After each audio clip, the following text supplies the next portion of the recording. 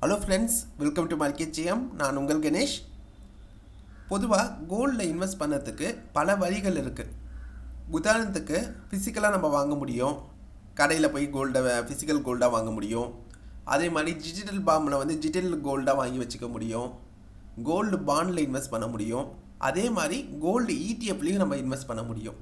இன்றைக்கி இந்த வீடியோவில் கோல்டு இடிஎஃப்பை பற்றி தான் நம்ம பார்க்க போகிறோம். இந்த கோல்டு இடிஎஃப்னா என்ன, அதில் எப்படிலாம் நம்ம இன்வெஸ்ட் பண்ணலாம், இதில் இன்வெஸ்ட் பண்ணுறதால நம்மளுக்கு இருக்க பெனிஃபிட்ஸ் என்ன, இந்தியாவில் இருக்க முக்கியமான ஒரு 6 கோல்டு இடிஎஃப் ஃபண்ட்ஸ் என்னென்ன, அதில் எது பெஸ்ட்டானது என்பதை இந்த வீடியோவில் ஃபுல்லாக நம்ம பார்க்க போகிறோம்.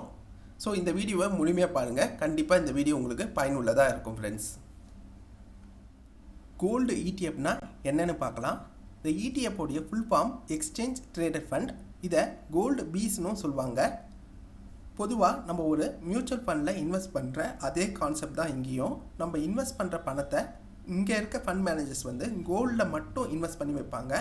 பொதுவாக நம்ம மியூச்சுவல் ஃபண்டில் இன்வெஸ்ட் பண்ணும்போது அந்த பணத்தை அங்கே இருக்க ஃபண்ட் மேனேஜர்ஸ் ஸ்டாக்ஸ்லேயோ இல்லை கடன் பத்திரங்களையோ இன்வெஸ்ட் பண்ணுவாங்க. அது கொஞ்சம் ரிஸ்க்கு இதை கம்பேர் பண்ணும்போது.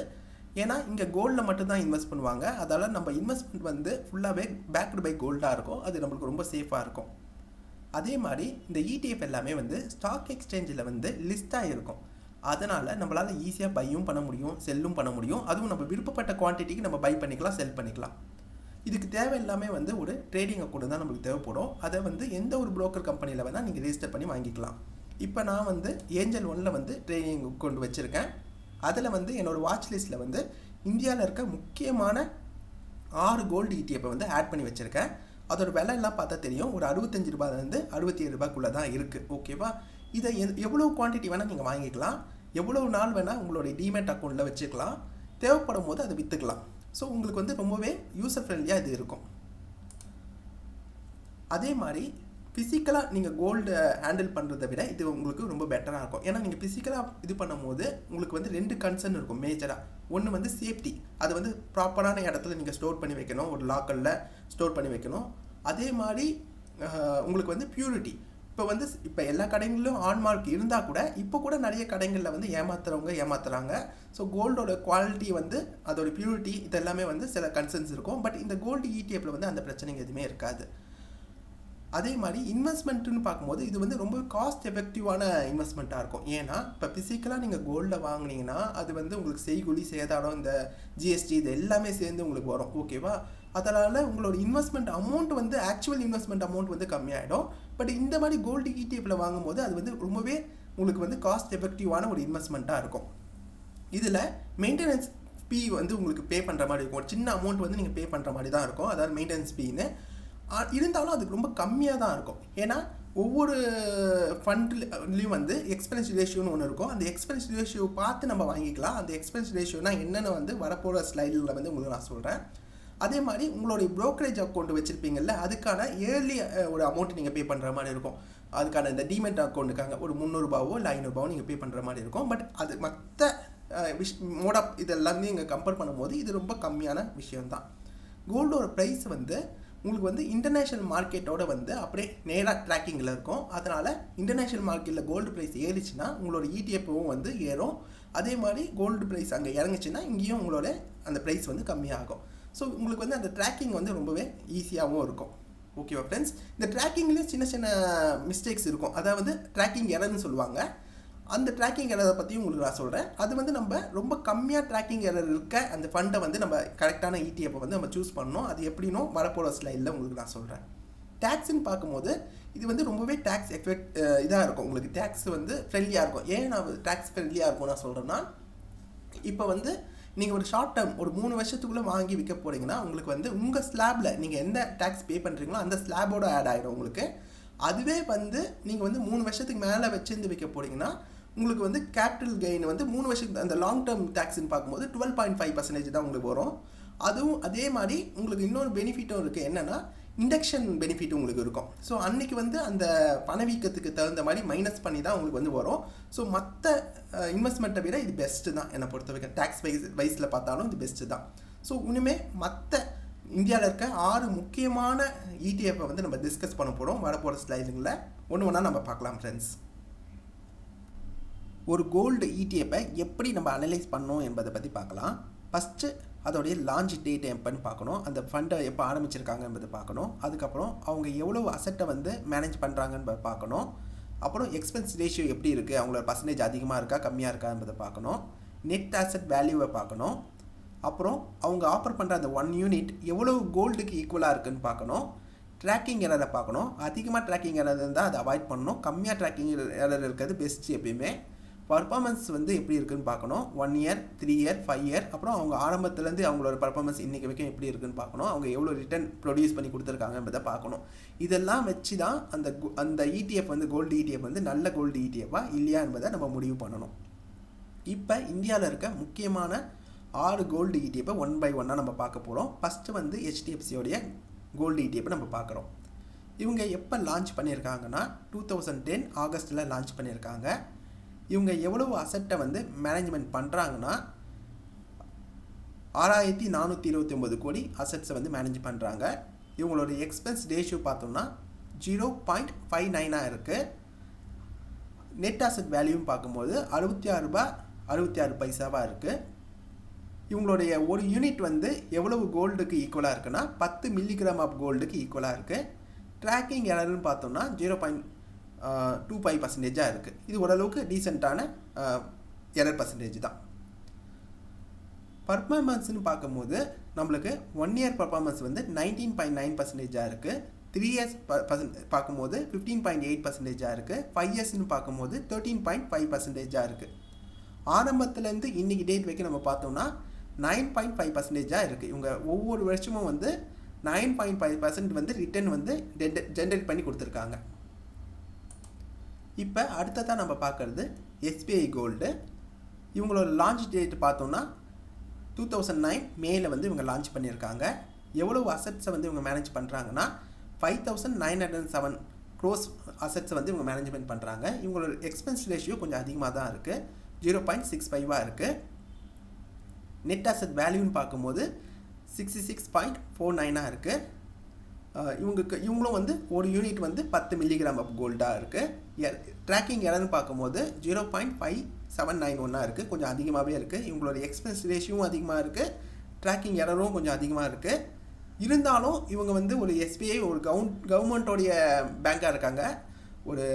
அதனால் வந்து இது வந்து ஓகே தான், ஒரு ட்ரஸ்டடு இதாக இருக்குது. மற்ற கோல்டு இடிஎஃப்பை விட இது ரொம்பவே ட்ரஸ்டடு. இருந்தாலும் இதில் வந்து ட்ராக்கிங் எரர் கொஞ்சம் அதிகமாக இருக்குது. எக்ஸ்பென்ஸ் ரேஷியோவும் அதிகமாக இருக்குது. இப்போ இவங்களோட பர்ஃபார்மன்ஸ் வைஸில் வந்து பார்க்கலாம். 1 இயருக்கான பர்ஃபார்மன்ஸ் பார்த்தீங்கன்னா 19.9 இருக்குது. 3 இயர்ஸ் பார்க்கும்போது 15.7 இருக்குது. 5 இயர்ஸ்னு பார்த்தோம்னா 13.44 இருக்குது. இவங்க ஆரம்பத்துலேருந்து இன்றைக்கி வரைக்கும் பார்த்தோம்னா 10.1 இருக்குது. இது வந்து நம்ம HDFCயை விட இது அதிகமாக தான் இருக்குது ஆரம்பத்துலேருந்து நம்ம பார்க்கும்போது. ஸோ ஒரு பெட்டரான ஒரு ரிட்டர்னாக தான் இவங்க வந்து இயர்லி வைஸில் இவங்க கொடுத்து வந்திருக்காங்க. இது வச்சு பார்க்கும்போது நல்லா தான் இருக்குது. ஈவன் தோ இவங்களோட ட்ராக்கிங் எரரும் அதே மாதிரி எக்ஸ்பென்ஸ் ரேஷியோவும் அதிகமாக இருந்தாலும். அடுத்தது நம்ம பார்க்குறது ICICIயோடைய கோல்டு இடிஎஃப்பை நம்ம பார்க்குறோம். இவங்க லான்ச் டேட்டு நம்ம பார்க்கும்போது 2010 ஆகஸ்ட்டில் வந்து இவங்க லான்ச் ஆகியிருக்காங்க. எவ்வளோ அசட்டை வந்து இவங்க மேனேஜ்மெண்ட் பண்ணுறாங்கன்னா 5724 க்ரோஸ்க்கான அசத்தை வந்து மேனேஜ் பண்ணுறாங்க. எக்ஸ்பென்ஸ் வந்து ரொம்பவே கம்மியாக இருக்குது. 0.5 இருக்குது. நெட் அசட் வேல்யூன்னு பார்க்கும்போது 66.56 இருக்குது. இவங்களும் வந்து ஒரு யூனிட் வந்து 10 மில்லிகிராம் ஆஃப் கோல்டு. ட்ராக்கிங் எரர்னு பார்த்தீங்கன்னா ரொம்ப கம்மியாக இருக்குது. 0.23 இருக்குது. இவங்களோட பர்ஃபார்மன்ஸ்னு பார்க்கும்போது 1 இயர் ரிட்டர்ன் பார்க்கும்போது சூப்பராக இருக்குது. ஏன்னா 20.06 இருக்குது. 3 இயர்ஸ்க்கான ரிட்டர்ன் பார்க்கும்போது 15.86 இருக்குது. இதுவும் நல்லாயிருக்கு. 3 இயர்ஸ்க்கான ரிட்டர்ன் பார்க்கும்போது 13.35 இருக்குது. ஆனால் ஆரம்பத்துலேருந்து இப்போ வரைக்கும் பார்த்தீங்கன்னா கொஞ்சம் கம்மியாக தான் இருக்குது. 9.15 இருக்குது. ஓகேவா? இப்போ கொடாக் நம்ம பார்க்குறோம். கொடாக்கோடைய ஸ்டார்ட் டேட், அதாவது லான்ச் டேட், அந்த இடிஎஃப்போட லான்ச் டேட் பார்க்கும்போது 2007 ஜூலையில் லான்ச் பண்ணியிருக்காங்க. எவ்வளோ அசட்ஸ் வந்து மேனேஜ் பண்ணுறாங்கன்னா 5176 க்ரோஸ்க்கான அசட்டை வந்து மேனேஜ்மெண்ட் பண்ணுறாங்க. எக்ஸ்பென்ஸ் ரேஷியோ பார்க்கும்போது 0.55 இருக்குது. நெட் அசட் வேல்யூ பார்க்கும்போது 65 இருக்குது. இவங்களும் 1 யூனிட் என்பது 10 மில்லிகிராம் ஆஃப் கோல்டாக இருக்குது. ட்ராக்கிங் எரர்னு பார்க்கும்போது 0.42 இருக்குது. பர்ஃபார்மன்ஸ்னு பார்க்கும்போது 1 இயருக்கான பர்ஃபார்மன்ஸ் பார்க்கும்போது 19.9 இருக்குது. 3 இயர்ஸ்க்கான பர்ஃபார்மன்ஸ் பார்க்கும்போது 15.6 இருக்குது. 5 இயர்ஸ்க்கான பர்ஃபார்மன்ஸ் பார்த்தீங்கன்னா 13.3 இருக்குது. ஆரம்பத்துலேருந்து இப்போ வரைக்கும் பார்த்தோம்னா 12.1 இருக்குது. இந்த விஷயத்தில் கோல்டு ETF வந்து கொடாக்கோட கோல்டு ETF வந்து சூப்பராக இருக்குது என்னை பொறுத்த வரைக்கும். ஏன்னா நீங்கள் வந்து 2007 வந்து ஒரு அமௌண்ட்டை நீங்கள் பே பண்ணியிருந்தீங்கன்னா அந்த அமௌண்ட்டுக்கு வந்து இவங்க ஒவ்வொரு வருஷமும் வந்து 12.1% ஆஃப் ரிட்டர்ன் வந்து உங்களுக்கு கொடுத்துருப்பாங்க. இது வந்து சூப்பரான ரிட்டர்ன் தான். அடுத்தது வந்து நம்ம ஆக்சஸ் கோல்டை பார்க்குறோம். இவங்க எப்போ லான்ச் பண்ணியிருக்காங்க பார்த்தீங்கன்னா நவம்பர் 2010 லான்ச் பண்ணியிருக்காங்க. எவ்வளோ அசட்டை வந்து இவங்க மேனேஜ்மெண்ட் பண்ணுறாங்கன்னா 1184 கோடி அசட்ஸை வந்து மேனேஜ் பண்ணுறாங்க. ரொம்ப கம்மியான, நம்ம பார்த்ததுலேயே வந்து ரொம்ப கம்மியானது வந்து ஆக்சஸ் கோல்டு தான். அந்த அண்டர் மேனேஜ்மெண்ட்டில் இருக்க பணம் வந்து ரொம்ப கம்மியான பணம் தான் மேனேஜ் பண்ணுறாங்க. எக்ஸ்பென்ஸ் ரேஷியோன்னு பார்க்கும்போது 0.55 இருக்குது. நெட் அசட் வேல்யூன்னு பார்க்கும்போது 65.26 இருக்குது. இவங்களும் 1 யூனிட் என்பது 10 மில்லிகிராம் ஆஃப் கோல்டு தான். ட்ராக்கிங் எரர் ஓகே 0.25 இருக்குது. 1 இயருக்கான பர்ஃபார்மன்ஸ்னு பார்க்கும்போது 19.2 இருக்குது. 3 இயர்ஸ்க்கான பர்ஃபார்மன்ஸ்னு பார்க்கும்போது 15.6 இருக்குது. 5 இயர்ஸ்ன்னு பார்க்கும்போது 13.7 இருக்குது.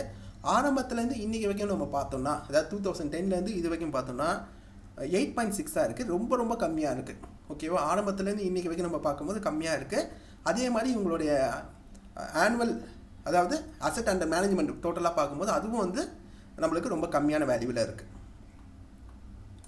அடுத்தது நம்ம நிப்பான் கோல்டு ETF பார்க்குறோம். இது வந்து ரொம்ப ஃபேமஸானது.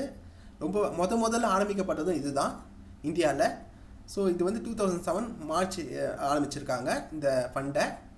இவங்கக்கிட்ட எவ்வளோ ஃபண்டை ஹேண்டில் பண்ணுறாங்கன்னா 15,185 கோடி இதை வந்து ஹேண்டில் பண்ணாங்க, அசட்ஸை வந்து ஹேண்டில் பண்ணுறாங்க. ஸோ அதிகப்படியான ஒரு ஃபண்டு வந்து ஹேண்டில் பண்ணது வந்து நிப்பான் தான்.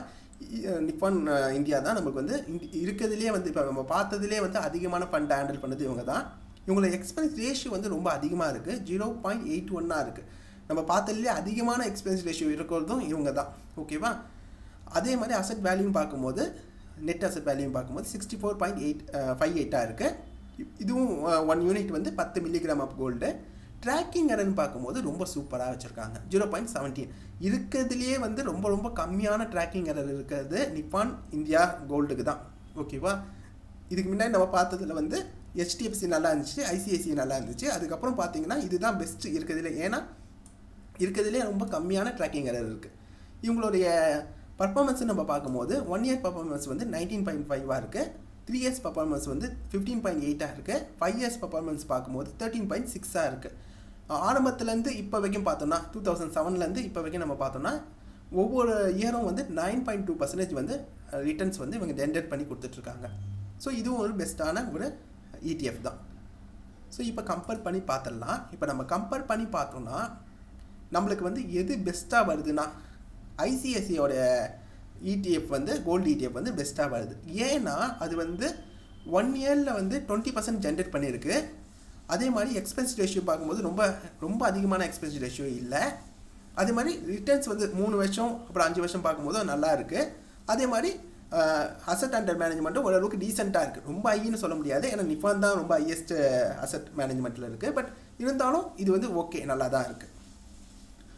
ஒஸ்ட்டுன்னு பார்க்கும்போது ஆக்சஸ் கோல்டு ETF தான் நான் ஒஸ்ட்டுன்னு சொல்வேன். ஏன்னா அது வந்து ரொம்ப கம்மியான அசட்ஸ் தான் வந்து அவங்க மேனேஜ்மெண்ட் பண்ணுறாங்க, கம்மியான அசட்ஸ் மேனேஜ் பண்ணுறாங்க.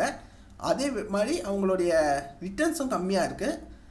மற்ற இதை கம்பேர் பண்ணும்போது அவங்களோட 1 இயர் ரிட்டர்ன் வந்து கம்மியாக இருக்குது. எக்ஸ்பென்ஸ் ரேஷியோவும் கொஞ்சம் அதிகமாக தெரியுது மற்றதை கம்பேர் பண்ணும்போது. ஸோ இது வந்து ஒஸ்ட்டாக இருக்குது. ஸோ பெஸ்ட்டுன்னு பார்க்கும்போது இது என்னை பொறுத்த வரைக்கும் ICICI பெஸ்ட்டாக தெரியுது, HDFC பெஸ்ட்டாக தெரியுது, நிப்பான் பெஸ்ட்டாக இருக்குது. நிப்பான் வந்து எனக்கு ட்ரேடிங்க்கு நான் யூஸ் பண்ணிப்பேன், ட்ரேட் பண்ணுறதுக்கு யூஸ் பண்ணிப்பேன். கோல்டு ETFல வந்து ட்ரேட் பண்ணுறதுக்கு யூஸ் பண்ணிப்பேன். இன்வெஸ்ட்மெண்ட்டுக்கு அதிகமாக நான் யூஸ் பண்ண மாட்டேன். என்னை பொறுத்த வரைக்கும் ICICIயும் HDFCயும் வந்து நமக்கு இன்வெஸ்ட்மெண்ட்டுக்கு நம்ம யூஸ் பண்ணிக்கலாம் ஃப்ரெண்ட்ஸ். இந்த வீடியோ உங்களுக்கு பிடிச்சிருக்கும்னு நினைக்கிறேன். கண்டிப்பாக என்னால் முடிஞ்ச வரைக்கும் ஓரளவுக்கு நான் சிறப்பாக நான் உங்களுக்கு எக்ஸ்பிளைன் பண்ணியிருக்கேன்னு நம்புகிறேன். உங்களுக்கு எதாவது டவுட் இருந்தாலும் என்கிட்ட கேளுங்க, கண்டிப்பாக நான் வந்து உங்களுக்கு அதை எக்ஸ்பிளைன் பண்ணுறேன். நம்மளோட வெப்சைட்லேயும் வந்து நீங்கள் போய் இது பண்ணிக்கலாம், நம்மளை காண்டாக்ட் பண்ணிக்கலாம். ஏதாவது உங்களுக்கு டவுட் இருந்துச்சுன்னா நம்ம வெப்சைட்டில் போய்ட்டு உங்கள் நேமு, இமெயில் ஐடி, உங்கள் ஃபோன் நம்பர், உங்களோட மெசேஜ் என்ன டவுட்டோ அது நீங்கள் சொன்னி எனக்கு இது பண்ணிங்கன்னா நான் உங்களுக்கு வந்து என் சைட்லேருந்து கால் பண்ணி உங்களோட டவுட்டை வந்து நான் கிளியர் பண்ணி வைப்பேன் ஃப்ரெண்ட்ஸ். ஓகேவா, தேங்க்ஸ் ஃப்ரெண்ட்ஸ், தேங்க்ஸ் ஃபார் வாட்சிங். மறக்காமல் நம்ம சேனலை சப்ஸ்கிரைப் பண்ணிக்கோங்க. Take care, bye by.